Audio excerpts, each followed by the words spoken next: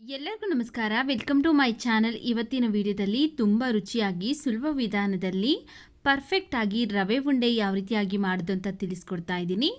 ಈ ರವೆ ಉಂಡೆ ಮಾಡೋದಕ್ಕೆ ಯಾವುದೇ ಪಾಕ ತೆಗಿಬೇಕು ಅಂತ ಅವಶ್ಯಕತೆ ಇರೋದಿಲ್ಲ.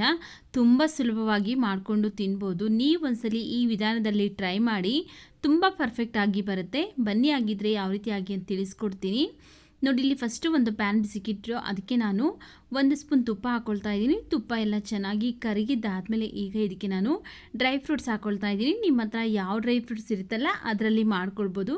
ನಾನಿಲ್ಲಿ ಬಾದಾಮಿ, ಗೋಡಂಬಿ ಹಾಗೆಯೇ ಒಣ ದ್ರಾಕ್ಷಿ ಹಾಕ್ಕೊಂಡು ಚೆನ್ನಾಗಿ ಫ್ರೈ ಮಾಡ್ಕೊಳ್ತಾ ಇದ್ದೀನಿ. ಸ್ಟವ್ನ ಲೋ ಫ್ಲೇಮಲ್ಲಿ ಇಟ್ಕೊಂಡು ಚೆನ್ನಾಗಿ ಫ್ರೈ ಮಾಡ್ಕೊಳ್ತಾ ಇದ್ದೀನಿ ನೋಡಿ. ಈ ರೀತಿಯಾಗಿ ಚೆನ್ನಾಗಿ ಫ್ರೈ ಆದಮೇಲೆ ಇದನ್ನು ತೆಗೆದುಬಿಟ್ಟು ಒಂದು ಬಟ್ಲಿಗೆ ಹಾಕಿ ಇಟ್ಕೊಳ್ತೀನಿ. ಆನಂತರ ಈಗ ಇದೇ ತುಪ್ಪಕ್ಕೆ ನಾನಿಲ್ಲಿ 1.5 ಕಪ್ಪು ರವೆ ಹಾಕ್ಕೊಳ್ತಾ ಇದ್ದೀನಿ. ಬಾಂಬೆ ರವೆ ಅಂತಾರೆ, ಉಪ್ಪಿಟ್ಟು ರವೆ ಅಂತಾರಲ್ಲ ಅದೇ ರವೆನೇ 1.5 ಕಪ್ ಹಾಕ್ಕೊಳ್ತಾ ಇದ್ದೀನಿ.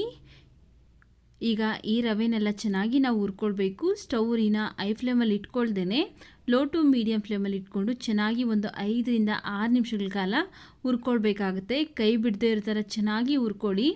ರವೆ ಎಲ್ಲೂ ಸೀಬಾರ್ದು, ಹಾಗೆಯೇ ತುಂಬ ಚೆನ್ನಾಗಿ ಫ್ರೈ ಆಗಿರಬೇಕು. ಈ ಹಸಿ ಸ್ಮೆಲ್ ಏನಿದೆಯಲ್ಲ ರವೆಯಲ್ಲಿ ಅದೆಲ್ಲ ಹೋಗಿರಬೇಕು. ಆದ್ದರಿಂದ ನಾವಿಲ್ಲಿ ಒಂದು 5 ರಿಂದ 6 ನಿಮಿಷಗಳ ಕಾಲ ಚೆನ್ನಾಗಿ ಫ್ರೈ ಮಾಡ್ಕೊಂಡಿದ್ದೀನಿ ನೋಡಿ. ಈ ರೀತಿಯಾಗಿ ಸ್ವಲ್ಪ ಲೈಟಾಗಿ ಕಲರ್ ಚೇಂಜ್ ಆಗಿದೆ. ಈಗ ತೆಗೆದುಬಿಟ್ಟು ಕೆಳಗಡೆ ಇಟ್ಕೊಂಡಿದ್ದೀನಿ. ಹಾಗೆಯೇ ಇದಕ್ಕೆ ಒಂದು 3/4 ಕಪ್ ಆಗೋಷ್ಟು ಒಣಕೊಬ್ಬರಿನ ತುರಿದ್ಬಿಟ್ಟು ಹಾಕ್ಕೊಂಡಿದ್ದೀನಿ. ಹಾಗೆಯೇ ಇದಕ್ಕೆ ನಿಮ್ಮ ರುಚಿಗೆ ಸಕ್ಕರೆ ಎಷ್ಟು ಬೇಕಾಗುತ್ತಲ್ಲ ಅಷ್ಟು ನೋಡಿಕೊಂಡು ಹಾಕ್ಕೊಳ್ಳಿ. ನಾನಿಲ್ಲಿ 3/4 ಕಪ್ಪು ಸಕ್ಕರೆ ಹಾಕ್ಕೊಂಡಿದ್ದೀನಿ. 1.5 ಕಪ್ ರವೆಗೆ 3/4 ಕಪ್ಪು ಸಕ್ಕರೆ ಹಾಕ್ಕೊಂಡಿದ್ದೀನಿ.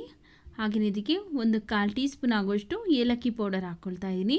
ಈಗ ಇವಿಷ್ಟನ್ನು ಚೆನ್ನಾಗಿ ಒಂದ್ಸರಿ ಮಿಕ್ಸ್ ಮಾಡ್ಕೊಳ್ಬೇಕು ನೋಡಿ. ಈ ಥರ ಚೆನ್ನಾಗಿ ಒಂದ್ಸರಿ ಮಿಕ್ಸ್ ಮಾಡಿಕೊಂಡು ಈಗ ಇದನ್ನು ನಾವು ಒಂದು ಮಿಕ್ಸಿ ಜಾರ್ಗೆ ಹಾಕ್ಕೊಳ್ಬೇಕು. ಮಿಕ್ಸಿ ಜಾರ್ಗೆ ಹಾಕ್ಕೊಂಡು ಒಂದ್ಸರಿ ಅಷ್ಟೇ ನಾವು ಆನು ಆಫ್ ಮಾಡ್ಕೊಳ್ಬೇಕು. ಅಂದರೆ ತುಂಬ ನುಣ್ಣಗೆಲ್ಲ ಗ್ರೈಂಡ್ ಮಾಡ್ಕೊಳ್ಬಾರ್ದು. ಸ್ವಲ್ಪ ಜಸ್ಟ್ 1-2 ಸೆಕೆಂಡು ಆನು, 1-2 ಸೆಕೆಂಡ್ ಆಫ್ ಮಾಡಿಕೊಂಡ್ರೆ ಸಾಕಾಗುತ್ತೆ ನೋಡಿ. 1-2 ಸೆಕೆಂಡ್ ಅಷ್ಟೇ ನಾನಿಲ್ಲಿ ಗ್ರೈಂಡ್ ಮಾಡ್ಕೊಂಡಿದ್ದೀನಿ ನೋಡಿ. ಈ ರೀತಿಯಾಗಿ ತುಂಬ ನುಣ್ಣಗೆಲ್ಲ ನಾವು ಗ್ರೈಂಡ್ ಮಾಡ್ಕೋಬಾರ್ದು.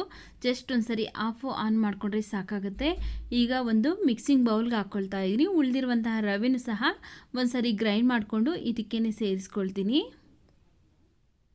ನೋಡಿ. ಈಗ ಇದು ರೆಡಿ ಆಗಿದೆ. ನಾವು ತುಪ್ಪದಲ್ಲೇ ಹುರ್ಕೊಂಡಿರುವಂತಹ ದ್ರಾಕ್ಷಿ, ಗೋಡಂಬಿ ಏನು ಡ್ರೈ ಫ್ರೂಟ್ಸ್ ಹುರ್ಕೊಂಡಿದ್ರಲ್ಲ ಅದನ್ನು ಈಗ ಇದಕ್ಕೆ ಹಾಕ್ಕೊಂಡು ಚೆನ್ನಾಗಿ ಒಂದ್ಸರಿ ಮಿಕ್ಸ್ ಮಾಡ್ಕೊಳ್ತಾ ಇದ್ದೀನಿ ನೋಡಿ. ಈ ದ್ರಾಕ್ಷಿ ಗೋಡಂಬಿನೆಲ್ಲ ಚೆನ್ನಾಗಿ ಒಂದ್ಸರಿ ಮಿಕ್ಸ್ ಮಾಡಿಕೊಂಡು ಈಗ ಇದಕ್ಕೆ ನಾವು ಕಾಯಿಸಿರುವಂತಹ ಬಿಸಿ ಹಾಲನ್ನು ಹಾಕ್ಕೊಳ್ತಾ ಇದ್ದೀನಿ ನೋಡಿ. ಇಲ್ಲಿ ನಾನಿಲ್ಲಿ 1/4 ಕಪ್ ಆಗೋಷ್ಟು ಹಾಲನ್ನು ತಗೊಂಡಿದ್ದೀನಿ.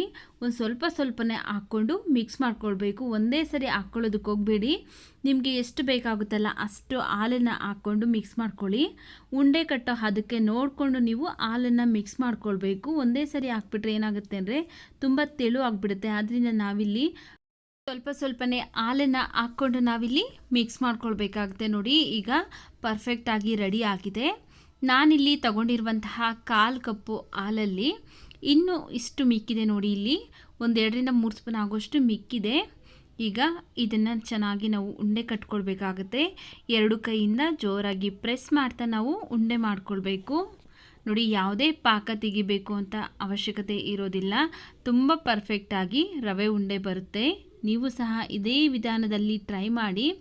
ಎಲ್ಲ ಉಂಡೆಗಳನ್ನೂ ಸಹ ನಾನು ಈ ರೀತಿಯಾಗಿ ಕೈಯಿಂದ ಚೆನ್ನಾಗಿ ಪ್ರೆಸ್ ಮಾಡ್ಕೊಳ್ತಾ ಉಂಡೆಗಳನ್ನ ಮಾಡ್ಕೊಳ್ತೀನಿ. ತುಂಬ ಸುಲಭವಾಗಿ ನೋಡಿ. ಈಗ ರವೆ ಉಂಡೆ ರೆಡಿಯಾಗಿದೆ. ಇದನ್ನು ನಾವು 1 ವಾರ ಇಟ್ಟರೂ ಸಹ ಗಟ್ಟಿ ಆಗೋದಿಲ್ಲ. ತುಂಬ ಪರ್ಫೆಕ್ಟಾಗಿ ಇರುತ್ತೆ. ನೀವು ಸಹ ಇದೇ ವಿಧಾನದಲ್ಲಿ ಟ್ರೈ ಮಾಡಿ ನೋಡಿ. ಎಷ್ಟೊಂದು ರುಚಿಯಾದಂತಹ ಸಾಫ್ಟ್ ಆಗಿರುವಂತಹ ರವೆ ಉಂಡೆ ರೆಡಿಯಾಗಿದೆ.